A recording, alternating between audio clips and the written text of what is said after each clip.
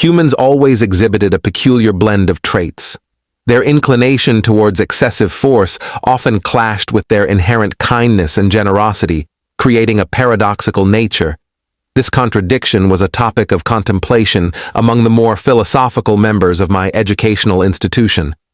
One particularly poignant saying that circulated among us encapsulated this paradox. When the world ends, it will not be with a cataclysmic bang, but a fearful whimper. This phrase resonated deeply, reflecting humanity's tendency to face their demise with resignation rather than resistance. However, humanity revealed a third heart-rending possibility for their world's end in the years that followed. Earth, like all homeworlds, served as a repository of various cultures and ways of life, akin to a living museum. Despite its significance, Earth remained largely undefended, save for a small planetary garrison and reserve fleet. This vulnerability proved fatal when the Carnids, a formidable alien species, exploited it. The Carnid bioship breached Earth's defenses, crashing onto the planet's west coast in the region known as Oregon. Despite assurances of safety, reports from the Ochoko front painted a grim picture of the situation's severity. These Carnids differed from their predecessors, having undergone significant enhancements. They were larger, stronger, and possessed thicker armor and redundant organ systems. Their ability to reproduce rapidly in combat exacerbated the crisis, overwhelming human forces with relentless swarms of offspring. The fall of the Ochoko front within weeks highlighted the ferocity of the Carnid threat, with countless young men and women sacrificing their lives in heroic acts. One such individual, Hans Lugner, exemplified humanity's courage and resilience. Despite sustaining grievous injuries, Hans valiantly confronted the enemy, his sacrifice immortalized in footage captured by an evacuation shuttle's tail camera. The conflict against the self-proclaimed Imperial Union showcased humanity's unwavering resolve. Each kilometer of the battlefield bore witness to the bloodshed of valiant warriors who tenaciously defended every inch of ground against the Carnid onslaught. Amidst the chaos of battle, acts of selflessness and sacrifice underscored humanity's enduring spirit.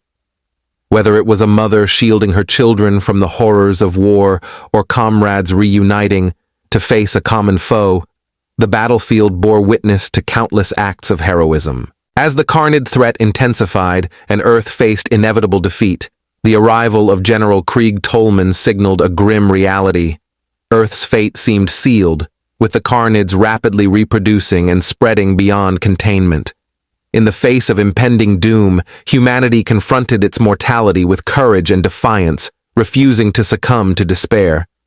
Yet, amidst the turmoil, a glimmer of hope remained, a testament to the indomitable spirit of humanity in the face of annihilation. I recall the moment vividly when I confronted General Krieg with a question born of desperation. "Then what are we going to do?" I demanded, my voice tinged with anxiety. His response was resolute, his gaze piercing as he met my eyes. "Me and the 501st have 24 hours. If by that time this entire area isn't evacuated, we have failed our mission." I stood there, speechless. How could they prioritize evacuation when our very history, our home, was under threat? It seemed inconceivable to surrender Earth without a fight, yet that was precisely the reality we faced, the last living souls on the planet, save for the wildlife. The morning erupted with gunfire, shattering the uneasy calm of the courtyard. General Krieg stood among us, his presence commanding as he defended the barricade shielding the courtyard's main doors. Beside him, a man with a bulky backpack coordinated defenses, his earpiece buzzing with urgent commands and responses amidst the din of battle. The distant thunder of artillery fire and explosions underscored the gravity of our predicament. As the first evacuation shuttle whisked away half of the civilians, I resigned myself to the fate of being on the second ship. However, amidst the chaos, a poignant display of selflessness emerged. Hans's mother, in a tribute to her son's sacrifice, relinquished her seat to a young Solarian girl with tear-streaked eyes. The battle waged on relentlessly, voices on the radio dwindling as the onslaught intensified. I observed a shift in General Krieg's demeanor, a palpable urgency as he checked his watch and barked orders. His occasional glances toward me and other students hinted at an unspoken concern, amplifying my apprehension. Then, amidst the mounting tension, the absence of the returning shuttle fueled our anxiety. Had it encountered delays? The proximity of gunfire and agonized cries heightened the sense of dread permeating the courtyard. General Krieg's desperation was evident as he sought reinforcements that failed to materialize, the specter of mutiny casting a shadow over our besieged enclave. In a moment of solemn resolve, General Krieg instructed his radio man to retrieve a metal suitcase from his pack. With solemn words spoken in an ancient tongue, the radio man activated the device, revealing a prominent red button emblazoned with the word "armed." Its significance weighed heavily upon us, a stark reminder of the dire choice confronting us in the face of impending doom. General Krieg approached me with solemn determination, handing over the suitcase, leaving me bewildered by the weight of responsibility it held. His gaze bore into mine, stern yet trusting, as he delivered the grim news of a mutiny aboard the HES Want Some Phuc and the ensuing damage to the evacuation pods, which would take an hour to repair despite quelling the mutiny. With a sharp salute, General Krieg explained the devastating capability of the red button in my hands. A button that would unleash the destructive force of every nuclear silo on Earth, eradicating both the Carnids and our beloved planet.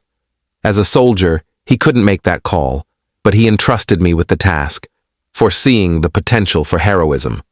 Before I could fully process the magnitude of his directive, General Krieg bellowed the command to "hold the line," his voice reverberating with urgency. In that moment, I glimpsed a spectral figure, a red-skinned Rowlet standing beside him, a silent testament to the gravity of our situation. As the battle raged on, the deafening cacophony of gunfire and explosions echoed through the courtyard, punctuated by the resolute cry of "Hold the line!" ringing out from all directions. Despite the impending onslaught of Carnids, General Krieg's unwavering resolve buoyed the spirits of his men, igniting a fervent determination to repel the invaders. Amidst the chaos, I found myself boarding the evacuation shuttle alongside Hans's mother, her stoic demeanor masking the grief of her son's sacrifice. The shuttle's departure offered a brief respite from the carnage below, but the weight of General Krieg's final orders loomed heavily on my conscience. Arriving on the WSF, I found General Krieg engaged in a subdued conversation with the captain, his raspy chuckle hinting at the grim reality of our situation. His words, imbued with a mixture of resignation and determination, imparted a sense of duty upon me, urging me to embrace the role of heroism thrust upon me.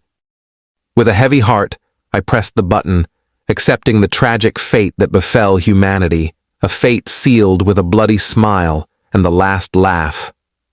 As the missiles streaked across the sky, General Krieg's soul stood atop Harvard University, his legacy intertwined with the stars, a poignant tribute to the indomitable spirit of mankind.